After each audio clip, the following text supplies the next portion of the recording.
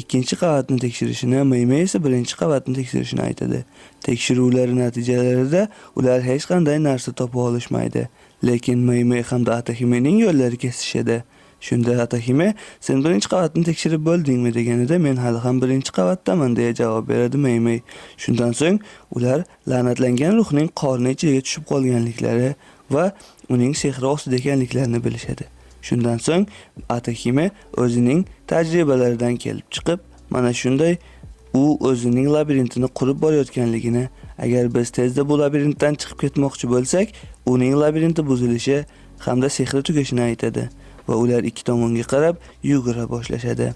Shu orqali yovuz ruhning labirintini buzmoqchi bo'lishadi. Lekin bundan oldin Satoru Gojo o'zining sehri yordamida ruhni ham, uyni ham buzib tashlaganligini ko'rishimiz mumkin.